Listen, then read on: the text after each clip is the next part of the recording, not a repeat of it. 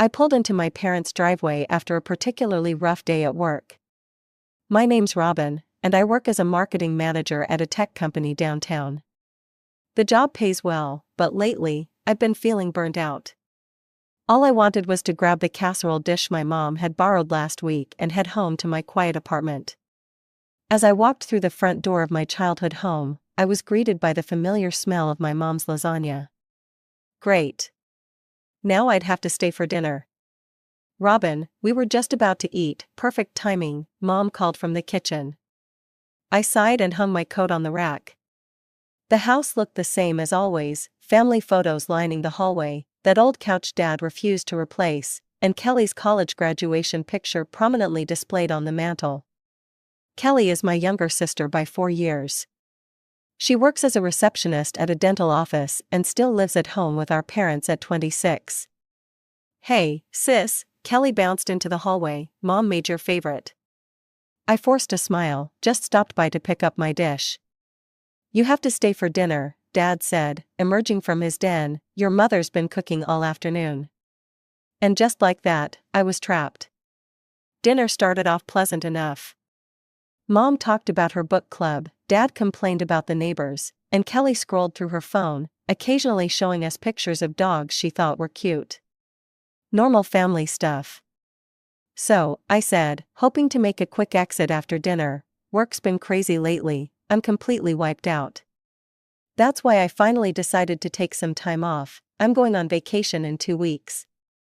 3 pairs of eyes immediately locked onto me. Vacation, where to? Kelly perked up, putting down her phone for the first time since we sat down. A ski resort in the mountains. Just me, some peace and quiet, good books, and hopefully some decent snow. Mom's face lit up like a Christmas tree, the mountains. Oh, your father and I were just saying we needed a getaway, weren't we, Richard? Dad nodded enthusiastically, absolutely. Been too long since we had a proper vacation. A knot formed in my stomach, I knew exactly where this was heading. I've never been skiing, Kelly chimed in, that sounds amazing. It's not really a family trip, I said carefully, I just need some time alone to recharge. Mom waved her hand dismissively, we won't bother you, honey. We'll do our own thing during the day and just meet up for dinner. Yeah, Kelly added, we won't cramp your style. Besides, you're going to pay for everyone, right? It's not like the rest of us can afford a fancy ski resort. I nearly choked on my water, excuse me? Well, you know your father and I are on a fixed income now, Mom said, as if it were already decided, and Kelly doesn't make what you make. We're family, Dad added, we help each other out. I sat there, fork frozen midway to my mouth, as they continued making plans for my vacation. This wasn't the first time this had happened, though. 4 years ago, I'd invited my parents on a beach vacation as a gift, wanting to do something nice for them. Kelly had begged to come along, claiming she needed a break from her stressful life, and I ended up paying for her too. Since then, every vacation I planned became a family affair by default. Caribbean cruise, they tagged along. Tour of Italy, they were there, with me footing the bill. Weekend in New York, somehow they ended up in my hotel suite. I don't think you understand, I said, putting down my fork, I want to be alone this time. Don't be selfish, Robin, Kelly pouted, you know I've been dying to learn how to ski. Selfish? I paid for all of your vacations for the past 4 years. Mom looked hurt, we're a family. We're supposed to do things together. I thought about the extreme vacation package my coworkers had mentioned last week. The one deep in the mountains, no amenities, completely off-grid. A survival experience rather than a luxury getaway. I'd laughed when they described it, but now. You know what, fine, I said with a smile that didn't reach my eyes. If you all want to come to the mountains with me so badly, who am I to say no? They didn't notice the edge in my voice, too busy high-fiving each other across the dining table. As they chatted excitedly about the trip, a plan began forming in my mind. If they wanted a mountain getaway, I'd give them exactly that, just not the one they were expecting. This is going to be the best vacation ever, Kelly squealed. I nodded, thinking of the website I'd seen advertising the extreme survival retreat. Oh, I guarantee it'll be unforgettable. As I drove home that night, I couldn't help but smile at the thought of my family's faces when they realized what they'd signed up for. Was it petty? Absolutely. Did they deserve it after years of taking advantage of me? I thought so. The next morning, I called the travel agency and changed my reservation from the luxury ski resort to the mountain survival experience package. The agent seemed concerned when I mentioned I was bringing my parents and sister. "This isn't your typical vacation," she warned. "There's no electricity, no running water, and you'll be pretty far from civilization." "Are you sure your family is up for this?" "They're very adventurous," I lied, "and don't worry, I won't tell them it was your idea." She laughed and processed the change. "Well, it is beautiful out there. Mountain views, a river nearby, and complete solitude. No dangerous wildlife in the area, so it's perfectly safe, just challenging." "Sounds perfect," I said, imagining Kelly trying to take selfies with no cell service. "Don't tell them about the change when you send the confirmation emails. I want it to be a surprise." For the next 2 weeks, I didn't tell my family about the change in plans. They kept texting me about ski lessons and which designer snow gear they should buy. I just replied with vague sounds good messages and let them believe we were still going to a luxury resort. Meanwhile, I was preparing properly. I bought insect repellent, a well-stocked first aid kit, waterproof matches, extra blankets, and a few paperbacks I'd been wanting to read. Growing up, I'd been a Girl Scout and gone on plenty of camping trips with my school. This kind of vacation was actually right up my alley, just not what my family was expecting. The day before our departure, Kelly called me. "I'm so excited, I just got a manicure, cost me a fortune, but it'll look great in all my ski photos." I stifled a laugh. "That's great, Kelly. Mom wants to know if the hotel has a spa. She's planning to get a massage every day." "Tell her not to worry about a thing," I said, packing my heavy-duty flashlight. "Everything's been taken care of. Also, Dad was wondering if they accept American Express at the restaurants there." "There won't be any payment issues," I said truthfully. "There wouldn't be any restaurants, either. Oh, and I might need to borrow some money while we're there, just for souvenirs and stuff." I rolled my eyes. "We'll talk about it when we get there." The next day, we met at the airport. My parents had 3 suitcases between them, and Kelly had 2 massive ones plus a carry-on. The flight was uneventful. When we landed, a man holding a sign with my name was waiting for us. He introduced himself as Mike from the travel company and led us to a rugged SUV.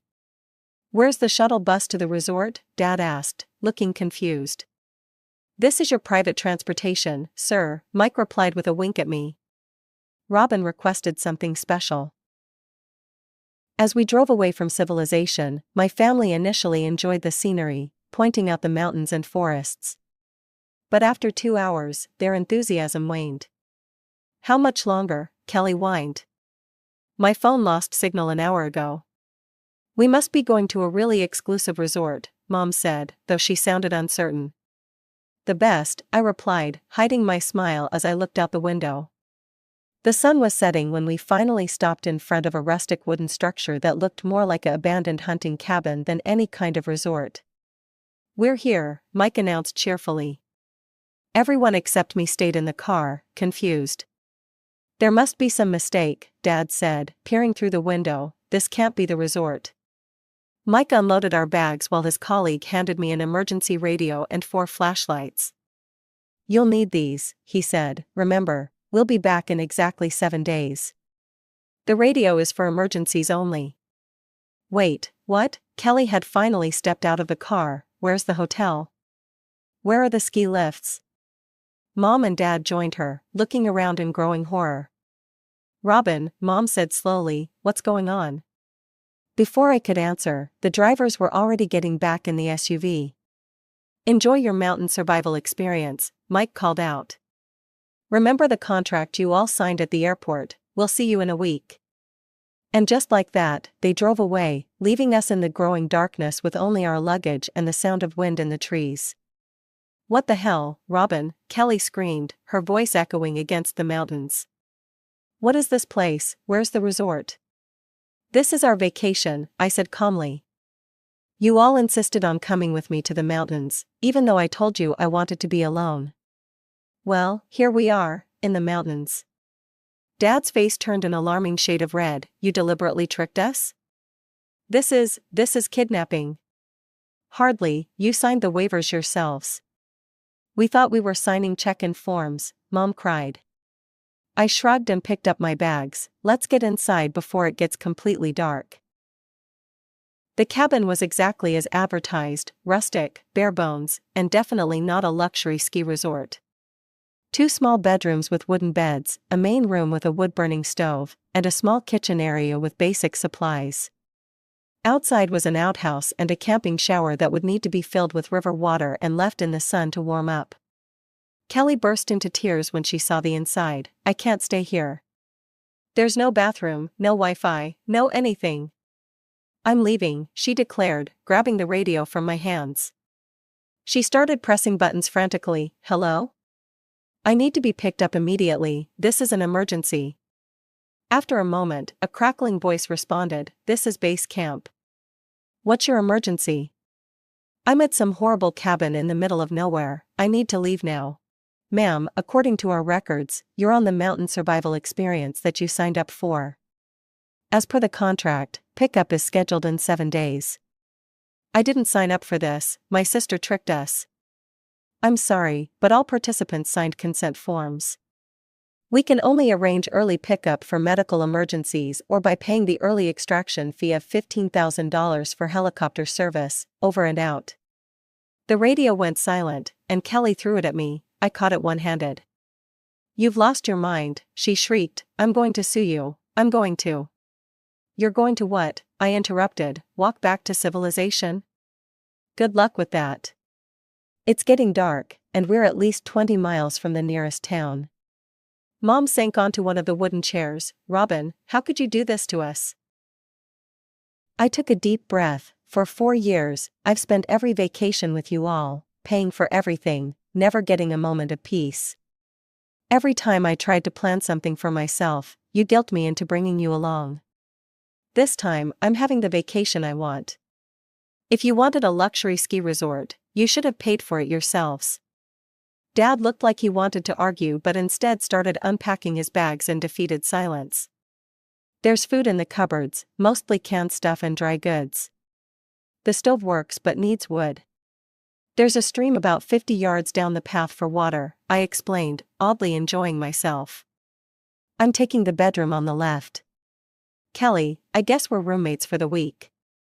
Kelly gave me a look of pure hatred. I will never forgive you for this. Our first night in the cabin was tense. Nobody spoke during our dinner of canned beans and instant rice. Dad figured out how to light the wood stove, which took the edge off the mountain chill, but the silence was deafening. When bedtime came, Kelly and I retreated to our shared room. The beds were basically wooden platforms with thin mattresses. I took out one of my extra blankets and tossed it to Kelly without a word. I can't believe you did this, she whispered in the darkness. You know, I just got this manicure for $85. I rolled my eyes even though she couldn't see me. Good night, Kelly. That night, I heard her crying into her pillow. Part of me felt guilty. Was I being too harsh? But then I remembered how for years she'd manipulated me into paying for her vacations, always acting entitled to my money. The guilt faded, replaced by a sense of satisfaction. Morning came with a chorus of birds and the sound of Kelly screaming. There's no hot water, how am I supposed to wash my face with ice-cold water? This is inhumane. I was already up, had washed with the cold water from the basin, and was making coffee on the wood stove. Morning, sunshine, I said cheerfully, sleep well? She glared at me. This isn't funny, Robin. I'm going to ruin my nails hauling water and doing whatever survival crap you've got planned. I don't have anything planned for you, I said, pouring myself a cup of coffee. You wanted to come on vacation with me. This is my vacation, feel free to do whatever you want. That set the pattern for the first couple of days. I'd wake up early, explore the surroundings, take photos of the stunning landscapes, and relax with a book in the hammock I'd found in a storage chest. Meanwhile, my family moped around the cabin, barely speaking to me or each other. Kelly's tantrums were the soundtrack to our days. My nails are ruined, my hair is a disaster, there are bugs everywhere, I hate this place. On the third day, I returned from a hike to find Dad at the stream with a makeshift fishing pole. "Any luck?" I asked, genuinely curious. He nodded, holding up 2 decent-sized trout. "Used to fish with my dad when I was a kid. Never thought those skills would come in handy again." That night, Mom made fish soup, and for the first time, we had a meal that wasn't from a can. No one thanked me for bringing them here, but the atmosphere was slightly less hostile. By the 4th day, something shifted. I woke up to find Dad already outside, chopping wood for the stove. Mom had figured out how to use the camping percolator and had coffee waiting. Later that morning, Mom and Dad built a fire pit outside the cabin and sat talking quietly together, something I hadn't seen them do in years. They were usually glued to their TV or complaining about something. Kelly, on the other hand, had reached new levels of misery. Half her nails were broken, her designer clothes were filthy, and she'd run out of dry shampoo. She spent most of her time lying on her bed, occasionally sobbing dramatically. "Robin," she called out as I was heading for another hike. "Please call that helicopter, I'll pay you back the $15,000, I swear." "No, you won't," I said, "you still owe me $300 from last Christmas." "Mom, Dad," she wailed, "tell Robin to get us out of here." Dad looked up from the fire he was tending. "It would cost $15,000, Kelly, we can't afford that." "But this place is horrible, I'm suffering." Mom sighed, "It's only 3 more days, we'll manage." I was shocked. Were my parents actually adapting to this place? As I hiked along the river that afternoon, I thought about how they'd stopped asking me when we could leave. They weren't happy with me, that was obvious from their disapproving glances, but they seemed to be making the best of the situation. That evening, I returned to find Mom and Dad cooking dinner together over the campfire. We ate in silence, but it wasn't as tense as before. Kelly refused to join us, staying in the cabin and munching on dry crackers. Through the window, I could see her glaring at us. On the 5th day, I woke up before dawn and went down to the river to watch the sunrise. The mountains turned pink and gold as the first rays hit them, and the mist rising off the water made everything look magical. For a moment, I forgot about the family drama and just enjoyed the peace. "It is beautiful here." I turned to see Dad standing a few feet away, his hands in his pockets. "Yeah," I agreed, "worth the lack of amenities, I think." He didn't respond to that, just stood beside me watching the sun rise higher. "Your mother and I used to camp when we were younger, before you girls were born. Nothing this remote, but we enjoyed it." "I didn't know that about them, why did you stop?" He shrugged. "Life happened, work, kids, bills. It was easier to stay home, watch TV." Back at the cabin, Mom had made a surprisingly decent breakfast of oatmeal with some dried berries she'd found in the supplies. Kelly emerged from our room looking pale and defeated. "I'm hungry," she announced, as if it were an accusation. Mom handed her a bowl without comment. The 6th day was our last full day at the cabin. I spent it taking final photographs of my favorite spots, the bend in the river where I'd seen an eagle, the clearing with wildflowers, the view of the valley from the top of a small hill. This vacation hadn't gone how anyone expected, but I genuinely enjoyed myself. That night, as we sat around the campfire, Mom cleared her throat. "Robin, your father and I want to talk to you about." She was interrupted by the sound of the radio crackling to life. "Base camp to mountain survival cabin, come in. This is a reminder that pickup is scheduled for 10 a.m. tomorrow. Please be ready with all your belongings, over." I grabbed the radio, received, "Base camp, we'll be ready, over." Kelly, who had finally joined us at the campfire, let out a whoop of joy. "Thank God, civilization, here I come." Mom and Dad exchanged a look I couldn't quite interpret. The car arrived exactly at 10 a.m. the next morning. Mike looked surprised when he saw us, probably expecting more drama or disaster. Kelly practically sprinted to the car, clutching her designer luggage that now had dirt stains and a broken zipper. "It was torture," she hissed, "absolute torture." My parents followed silently, exchanging glances I couldn't interpret. The drive back to civilization was awkward. Kelly sat as far away from me as possible, staring out the window and ignoring my existence. My parents were quiet too, occasionally giving me disapproving looks. I spent the drive scrolling through the photos on my phone, smiling at the beautiful landscapes I'd captured. Despite the family drama, I genuinely enjoyed myself. At the airport, Kelly immediately announced she was taking a separate taxi home. "I'm never speaking to you again," she said, jabbing a finger with a broken nail in my direction. "You're the worst sister ever." Mom looked torn, glancing between us. "Kelly, maybe we should." "No," Kelly interrupted, "I'm done. You can ride with the wilderness terrorist if you want."